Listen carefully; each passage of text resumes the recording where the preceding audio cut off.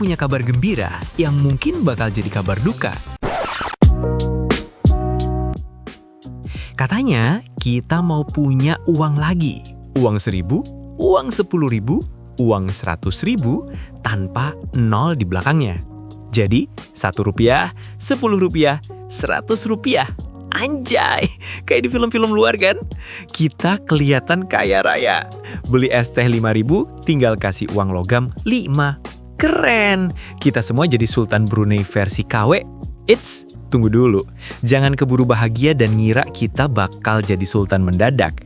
Ini namanya redenominasi. Dan di video kali ini, gua bakal jelasin pakai bahasa orang-orang kesasar di mall yang lagi nyari toilet, kenapa ide yang kedengerannya keren ini bisa jadi bencana kalau salah kelola.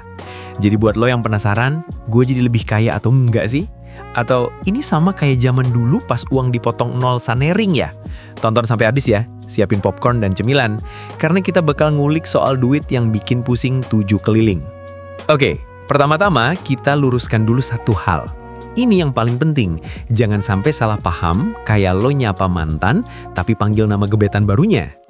Gini gampangnya, lo punya berat badan 80 kilo. Lo ganti baju dari ukuran XXL jadi S. Apa berat badan lo turun jadi 50 kilo? Enggak kan? Lo tetap aja gembul dan bantet, cuma label baju yang berubah. Nah, redenominasi itu kayak ganti label baju. Angkanya aja yang disederhanain. Daya belinya tetap. Harga es teh yang tadinya 5.000, pas redenominasi jadi 5. Tapi nilai 5 yang baru itu sama persis dengan nilai 5.000 yang lama. Lo gak bakal tiba-tiba bisa beli mobil sama harga segelas es teh. Ngimpi bro. Lo tetap aja harus nabung sampai botak.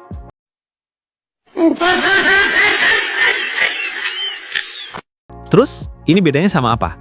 Beda sama sanering. Ini yang sering bikin trauma orang buah kita sampai sekarang.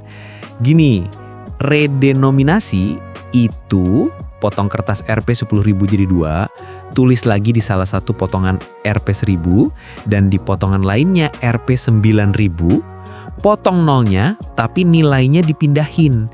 Jadi totalnya tetap 10.000, cuma angkanya yang lebih pendek biar kelihatan kece.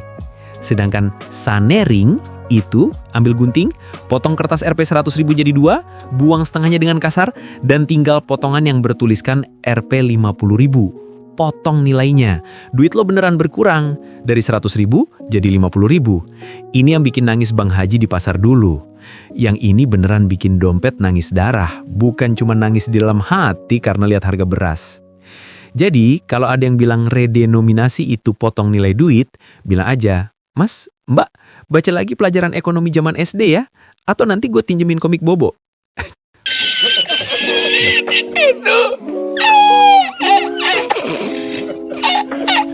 Oke, kan kita udah ngerti bedanya. Sekarang, kenapa ini hal yang berbahaya? Bayangin ini ya, besok bangun tidur, pemerintah ngumumin mulai hari ini uang lo semua yang nolnya banyak jadi nggak berlaku lagi. Silakan tukar. Apa yang bakal terjadi? Kebingungan total. Ibu-ibu di pasar bakal tanya, Pak, ini duit baru Rp10, harganya sama dengan yang lama 10.000 atau 1.000? Bapak-bapak yang gak gaul teknologi bakal pusing 7 keliling lihat angka di mesin EDC. Anak kos yang dikasih uang jajan 10.000 yang baru bakal dikira sama tukang parkir 10.000 yang lama. Ujung-ujungnya berantem di jalan. Kekacauan psikologis ini yang bisa memicu krisis. Orang jadi takut belanjain uangnya, pengusaha jadi bingung nentuin harga. Ekonomi bisa mandek di tengah jalan. Lebih parah dari macet Jakarta saat hari libur. Dan ini bukan teori doang loh. Tahun 1965, Indonesia melakukan redenominasi. Hasilnya gagal total. Kenapa? Karena dilakukan di saat yang paling salah.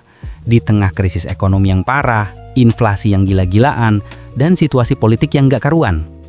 Sosialisasinya nol besar. Orang-orang udah pusing sama urusan perut, disuruh ngurusin angka. Ya ambyar. Itu pelajaran berharga buat kita. Redenominasi itu kayak operasi jantung. Harus dilakukan di kondisi pasien yang sehat dan stabil, bukan pasien yang lagi ngedrops di UGD. Redenominasi cuma efektif kalau ekonomi udah stabil dan inflasi rendah. Lakukan di tengah gejolak, ya sama aja bunuh diri. Oke, misalkan kita di negara yang ekonominya sehat, inflasinya rendah. Apa udah aman? Belum. masih ada iblis yang mengintai di balik angka yang cakep. Bayangin ini transisi, masih ada uang lama dan uang baru. Gua jadi Pak Haji nasi goreng kebangsaan, ngetok harga 20.000. Datang pembeli pakai uang lama 20.000. Gua terima. Besoknya, pembeli datang lagi, pakai uang baru, yang seharusnya Rp2. Tapi, karena gua licik level akut, gua berang, oh ini kan uang baru ya Pak, harganya jadi 20.000. Duit. Gua untung 10 kali lipat. Dan ini bisa terjadi di mana-mana.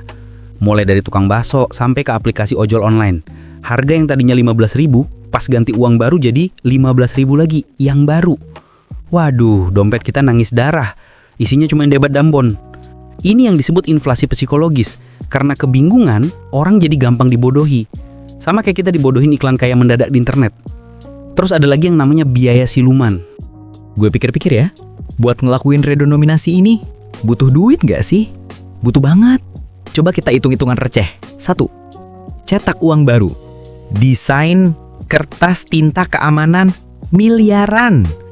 Itu belum lagi ongkos kirim ke seluruh Indonesia dari Sabang sampai Merauke. Kapalnya nggak nyangkut kan? 2. Ganti sistem. Semua mesin ATM, mesin EDC, sistem perbankan, software akuntansi harus di-upgrade. Bayangin deh para programmer IT yang harus ngoding sampai jam 3 pagi, minum kopi sampai muntah, cuma buat ganti 3 digit 0 di mesin ATM. Gajinya siapa yang tanggung? Kita. 3. Sosialisasi massal. Iklan di TV, radio, koran, spanduk di jalan, seminar dari Sabang sampai Merauke. Ini nggak gratis. Kader PKK-nya juga harus dikasih uang transport loh. Totalnya bisa triliunan loh. Pertanyaannya, biaya segede itu lebih besar apa enggak sama manfaatnya yang cuma menjederhanakan angka? Kenapa nggak duitnya dipakai buat bangun jalan yang mulus? Atau subsidi pupuk buat petani? Atau boleh nggak sih buat bayar utang gua ke aplikasi pinjol? Lebih berguna kan? Nah, sekarang kita sampai di intinya. Kenapa sih sebenarnya ada wacana redenominasi ini? Ini ekonomi kita. Inflasi itu lubang di gelas ini. Solusinya, ya nutup lubangnya kan? Tapi apa yang dilakukan kalau kita fokus ke redenominasi? Kita malah sibuk nempelin stiker. Wih, gelasnya jadi lebih bagus. Ada gambar kucingnya. Tapi airnya tetap bocor. Lantainya tetap becek. Masalahnya nggak selesai. Redenominasi itu adalah stiker itu. Itu adalah hadiah. Itu adalah bonus. Itu adalah icing on the cake. Kalau ekonominya udah bagus, inflasi rendah, daya beli kuat, ya silahkan redenominasi biar angkanya kelihatan lebih wah. Tapi kalau ekonominya masih nggak karuan, ya fokus perbaiki yang dulu. Sama aja kayak rumah kebakaran, kita malah sibuk nyetrika baju. Apa nggak mending matiin api dulu kan? Gue bayangin deh, sosialisasinya ala pemerintah yang kacau. Warga negara Indonesia yang kami hormati, mulai tanggal 1 Januari telah terjadi redenominasi. Uang lama tetap berlaku selama 1 tahun. Matur nuwun. Habis itu, gitu doang. Ya mampus kita. Sosialisasi harus gencar, kreatif, dan nyampe ke semua lapisan masyarakat. Dari anak-anak sampai emak-emak. Dari karyawan kantoran sampai tukang ojek. Kegagalan komunikasi ke publik itu sama dengan kegagalan total kebijakan. Nanti malah jadi konten TikTok yang dibully. Dan yang terakhir, jangan terbuai estetika angka. Wah, jadi punya uang Rp1.000 jadi Rp1, kayak di luar negeri. Stop, itu cuma perasaan semu, itu ego.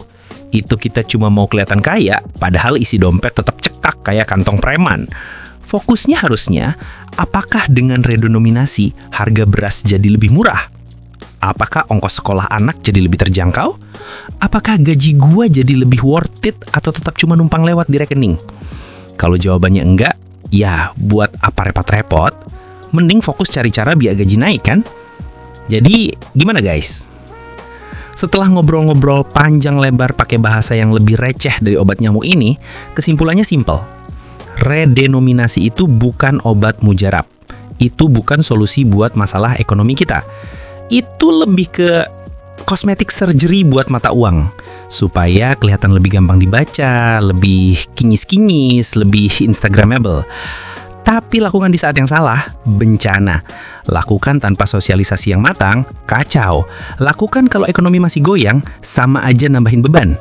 Jadi kalau ada lagi yang ngomongin soal redenominasi, lo udah punya amunisi buat jawab. Lo bisa bilang, wih keren, tapi inflasi kita udah di bawah 5% belum? Daya beli udah naik belum? Kalau belum, ya mending fokus ke situ dulu deh. Jangan cuman ganti baju, badannya juga harus diurus. Redenominasi itu kayak ganti baju. Nggak bikin kita langsing, tapi kalau badannya udah bagus, baju baru bakal kelihatan makin cakep. Tapi kalau badannya gembul dipaksa pakai baju kecil, ya jadinya malah nggak karuan, kayak mie instan yang kelebihan air. Oke, segitu dulu obrolan receh kita kali ini tentang duit yang bikin kita makin cinta sama uang lama. Semoga video ini bisa bikin lo ngakak, tapi juga mikir. Karena berpikir itu nggak harus selalu kaku dan membosankan kan? Bisa sambil mendoakan agar utang kita lunas. Kalau kalian suka sama video ini yang ngasih lo informasi penting pakai bahasa pasar ini, jangan lupa tombol like-nya, tekan sampai jempol lo keriting, tombol subscribe-nya, tekan sampai lo lupa mantan, terus tombol loncengnya juga biar kalian nggak ketinggalan video gila lainnya dari gua. Dan yang paling penting, tulis komentar di bawah. Apa pendapat kalian soal redenominasi? Setuju atau enggak? Siapa tahu ada pejabat yang lagi scroll talk dan nonton video ini kan? Amin. Oke, see you in the next video. Stay weird, stay curious, and stay receh.